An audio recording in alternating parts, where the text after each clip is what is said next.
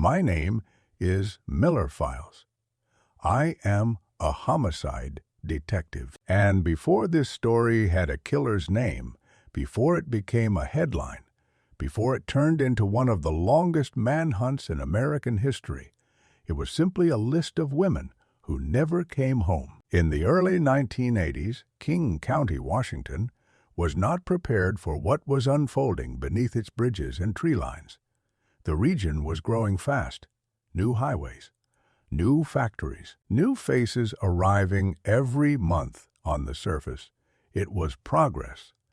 Underneath it was perfect cover. The first reports did not feel urgent or runaway. A sex worker who stopped answering calls. A young woman last seen near Pacific Highway South. Each case arrived alone. Each file sat quietly on a desk.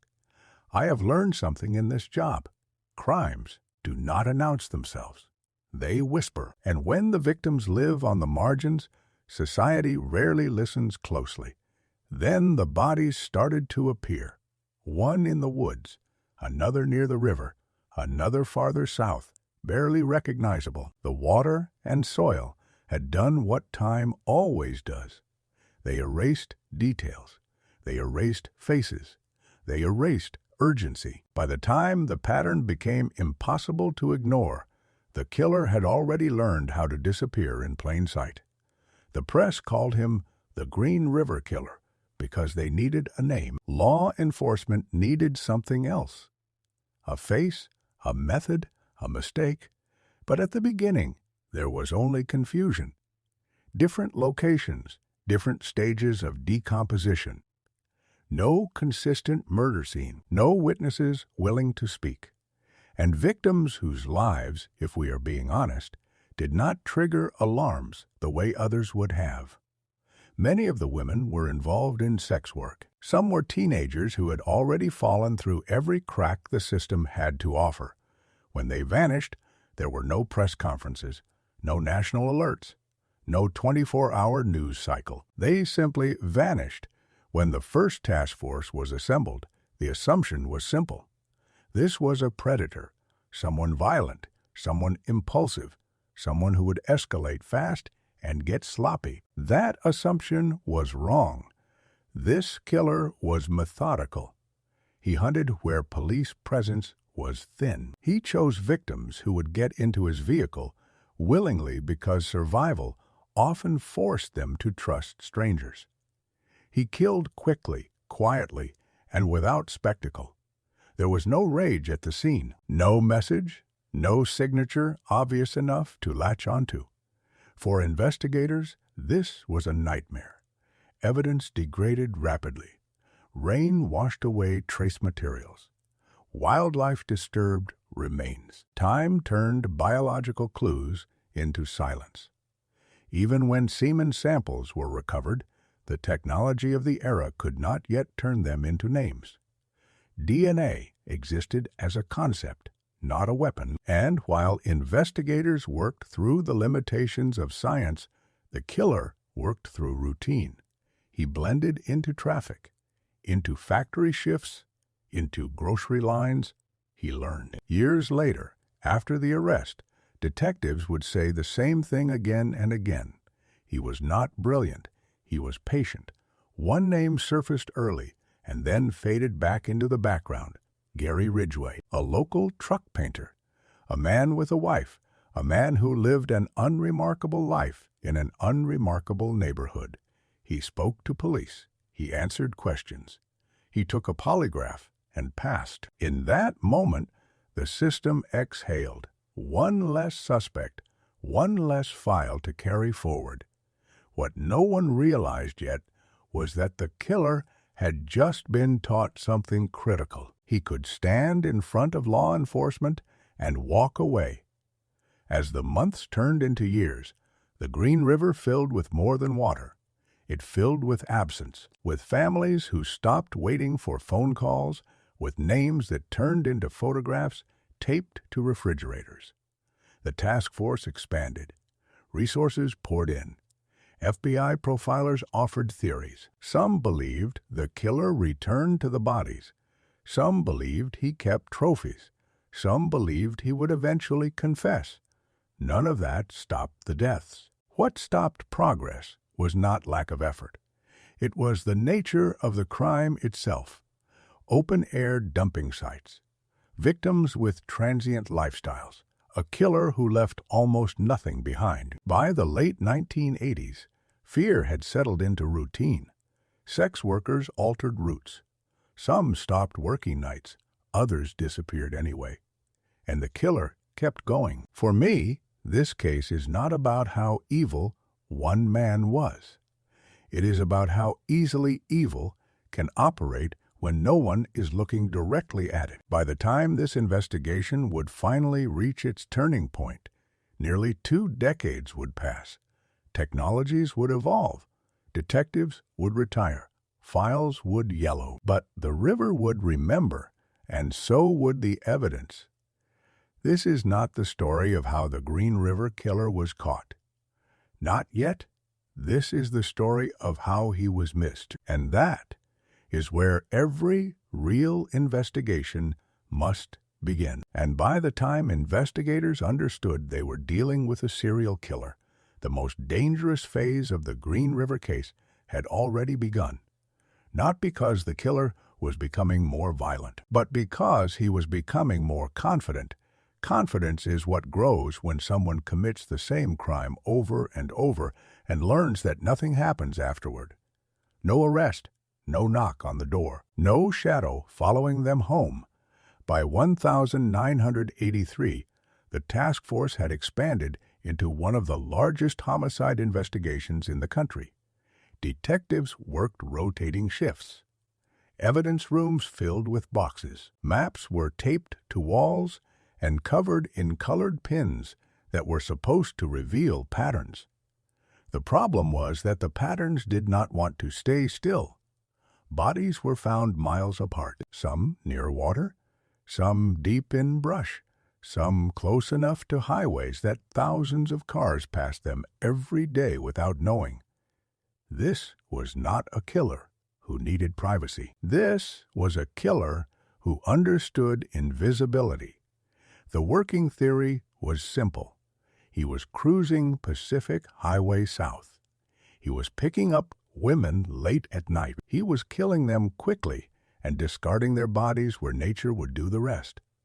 What investigators could not agree on was who he was when he was not killing. Witness statements were unreliable. Some described a pickup truck, others a sedan. Some recalled a polite man, others remembered someone quiet and awkward.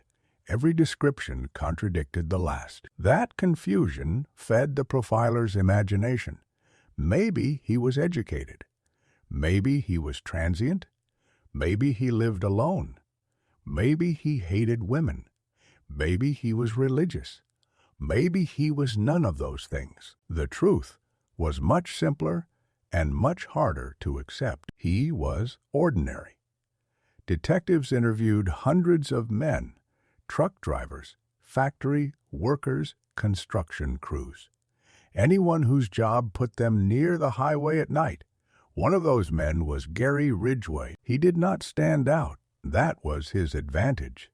He lived locally. He knew the roads. He understood how long it took police to respond to calls in certain areas. He understood which stretches of highway were ignored and which were watched. When he spoke to detectives, he was calm, cooperative, forgettable. He agreed to take a polygraph. At the time, the polygraph was treated like science. Not perfect science, but good enough to narrow a list. When Ridgway passed, the investigation shifted elsewhere. Looking back, this moment feels heavy. Not because of what detectives did wrong, but because of what the system rewarded. Ridgway learned that he could present himself as harmless. He learned that honesty did not matter as much as appearing relaxed. He learned that suspicion fades quickly when someone looks normal enough. And so he continued. As the years passed, bodies continued to surface. Some were discovered by hikers, some by children, some by accident. Each discovery reopened wounds. Each discovery forced families to confront answers they had been denied for years. But each discovery also reminded investigators of how little they had. The crime scenes offered almost nothing. Strangulation leaves few marks. Water destroys tissue. Soil erases footprints. The killer was not erasing evidence intentionally. He was simply choosing places where evidence never survived. That distinction matters because it means this was not genius, it was repetition. Meanwhile, the task force was drowning in information.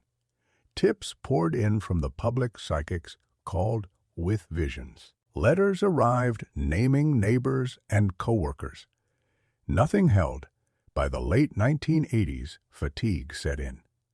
This is a stage few documentaries like to talk about. Investigations are not fueled by adrenaline forever.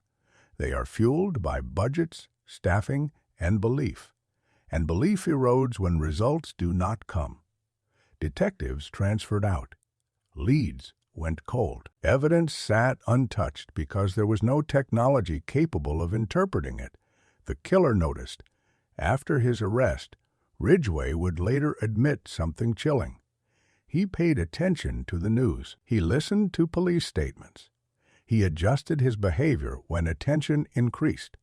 When patrols intensified near the river, he moved farther out. When dumping sites became known, he chose new ones. This was not brilliance. This was caution. The most unsettling realization for investigators came years later. Ridgway had been present in the investigation itself. He had attended meetings. He had spoken with police multiple times. He was not hiding from law enforcement. He was learning from it. By the early 1990s, the case officially slipped into what everyone feared, but no one wanted to say out loud: a cold case. Not because murders stopped entirely, but because there was no longer a clear path forward. The task force dissolved. Files were archived. Evidence was labeled and sealed with the hope that future science might someday speak for the dead. For the families, that hope felt thin. They had waited years. They had buried daughters without answers. They had watched other cases move forward while theirs remained frozen. And somewhere in the same county, the man responsible continued to wake up, go to work, and live his life. This is where many stories end. With failure, with frustration, with unanswered questions. But this case does not end here, because evidence has a memory. And time does not destroy truth. It only delays it. What investigators did not know yet was that the most important witness in this case had already been collected, sealed, and stored. It was silent, it was microscopic, and it was waiting. And this is the part of the story where the monster stops looking like a shadow and starts looking like a neighbor. For years, investigators searched for someone who stood apart from society, someone unstable, someone visibly broken. What they did not understand was that the Green River Killer did not survive because he was extraordinary. He survived because he was forgettable. His name was Gary Ridgway. By day, Ridgway was a truck painter at a local factory. He showed up to work. He followed routines. He earned a paycheck. Co-workers described him as quiet, awkward, not especially bright, not especially memorable. That description would become one of the most painful truths of this case. Ridgway married. He had relationships. He lived in a modest home. He attended church at different points in his life. He blended into the background noise of American suburbia so completely that even those closest to him never questioned what he did after dark. And after dark he hunted. What separated Ridgway from other serial offenders was not intelligence or planning in the way people imagine it. It was his understanding of people who needed something. He understood desperation. He understood hunger. He understood how a woman standing on the side of a highway at midnight was making calculations about risk that no one else had to make. He did not force his victims into his vehicle. He invited them. He spoke calmly. He did not rush. He let trust do the work. Once alone, the violence was brief.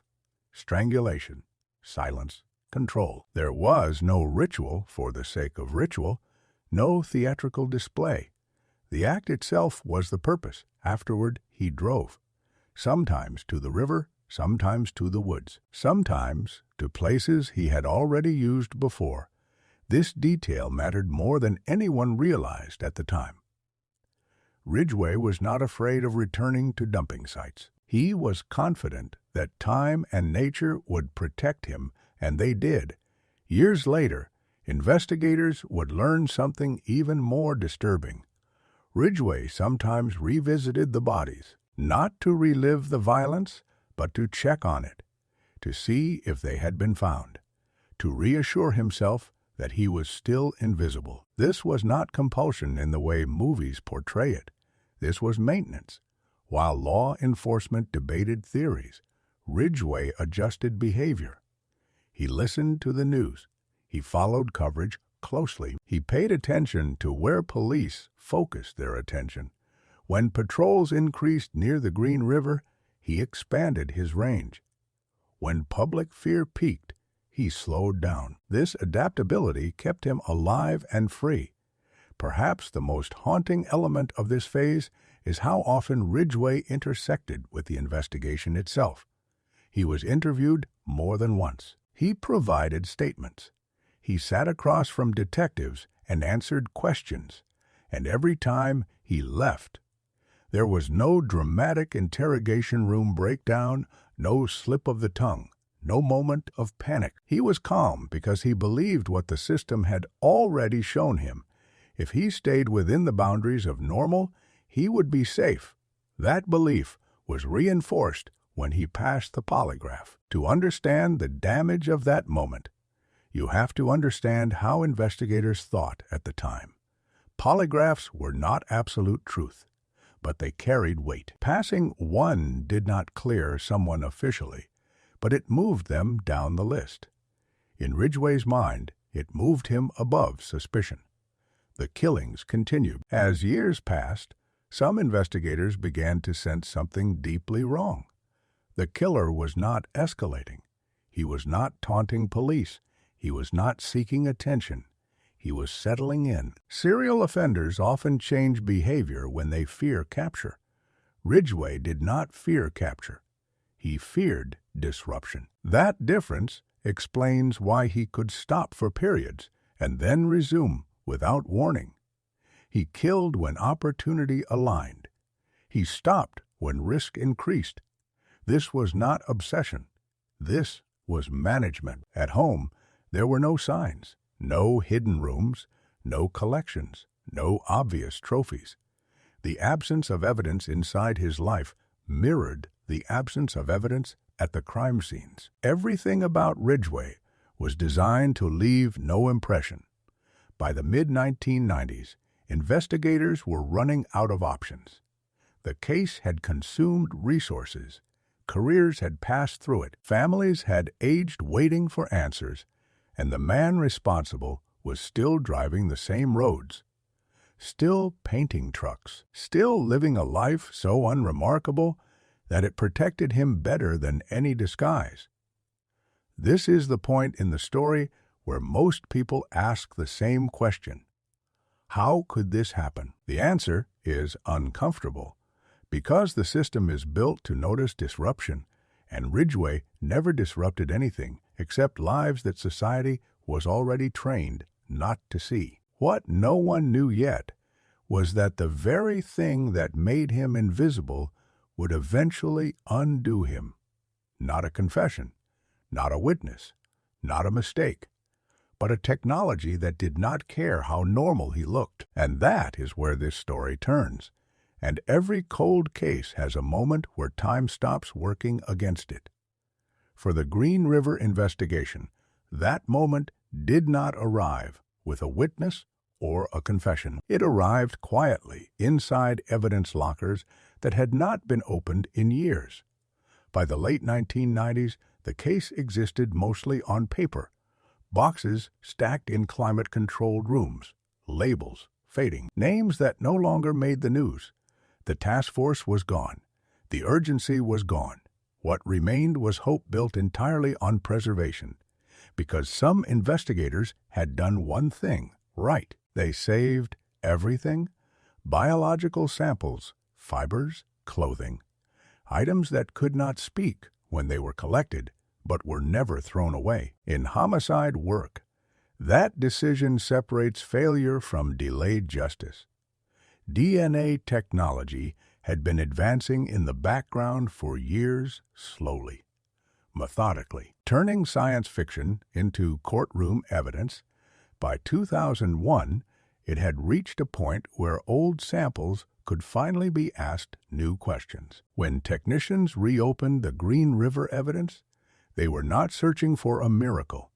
They were testing a theory that the killer had left something behind whether he meant to or not, and he had. Semen samples collected decades earlier were re-examined. Profiles were built, partial at first, then stronger, then undeniable. The name that surfaced was not new. It was Gary Ridgway. For investigators who had carried this case for years, the reaction was complicated. Relief mixed with dread.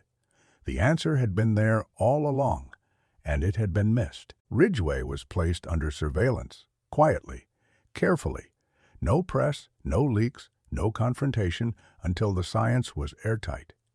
When he was arrested in November 2001, there was no chase, no resistance, no dramatic scene. He looked like a man being asked to step out of line. Inside the interrogation room, something remarkable happened.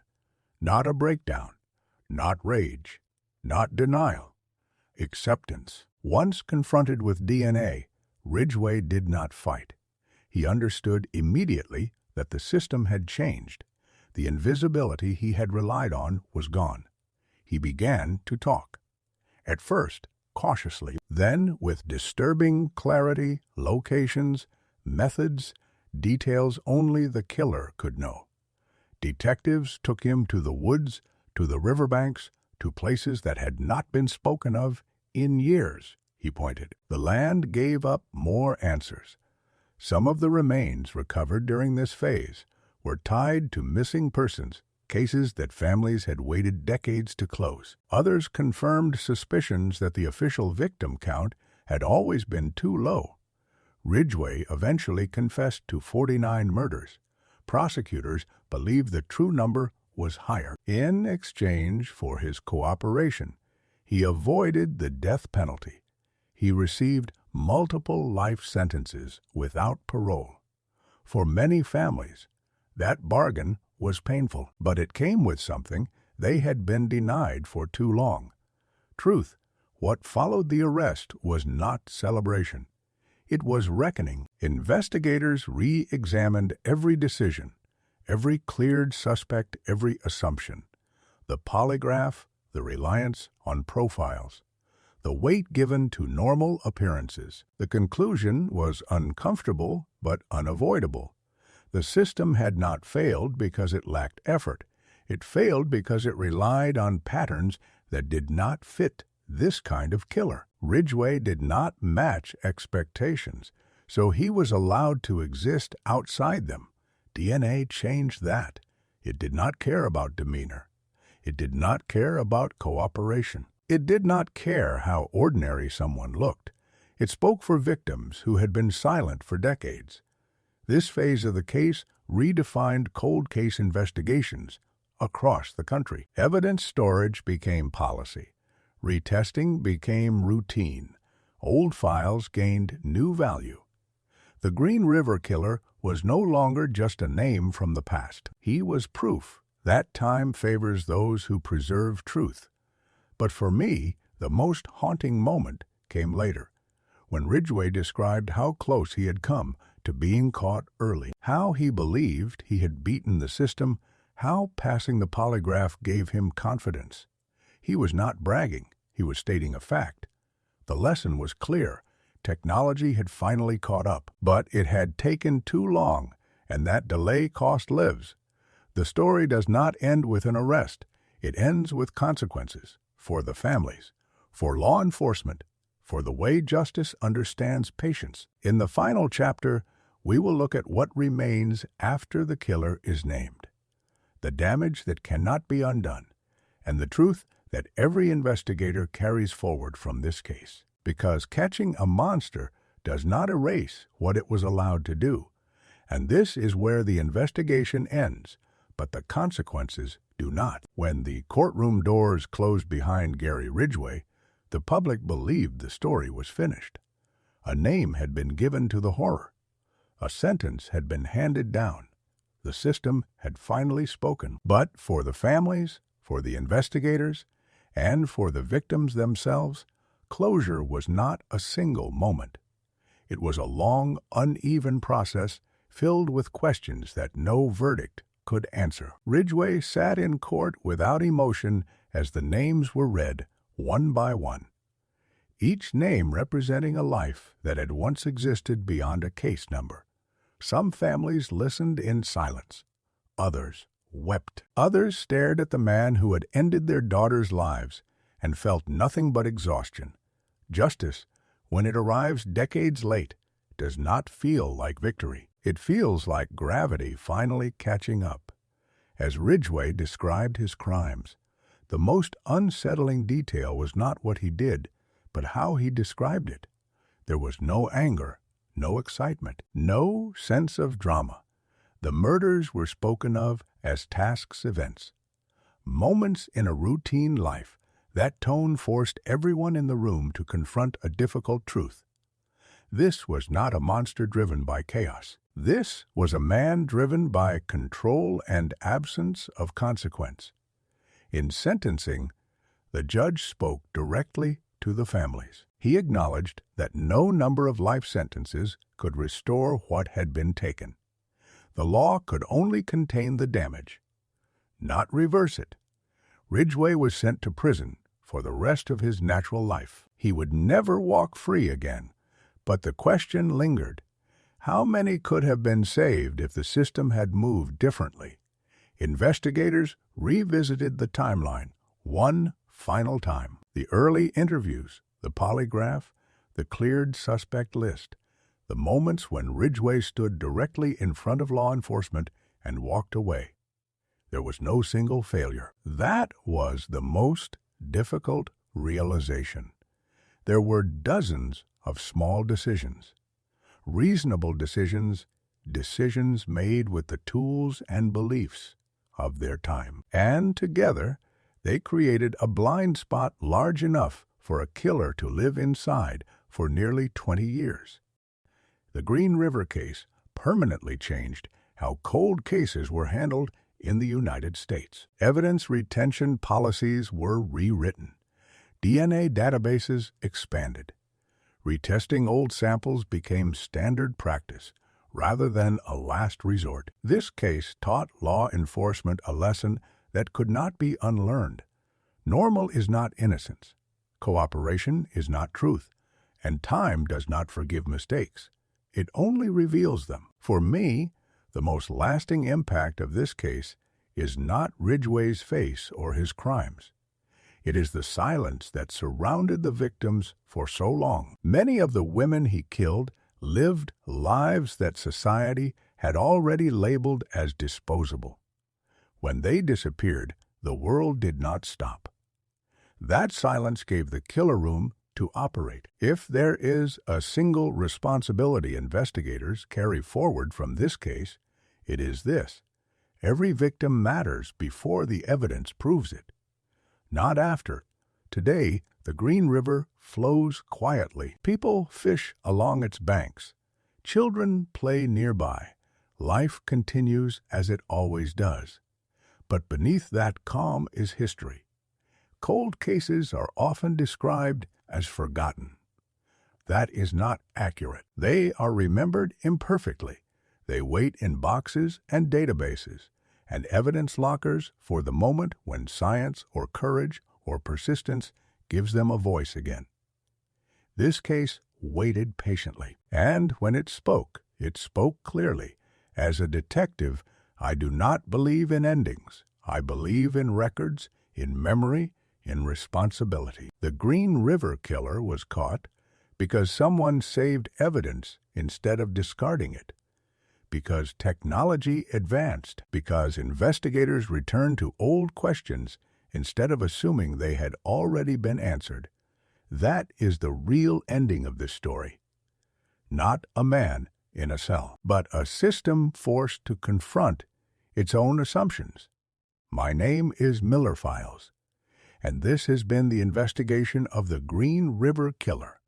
Not as a legend, not as a myth, but as a warning, because the most dangerous criminals are not always the ones who look dangerous, and the coldest cases are never truly cold. They are only waiting.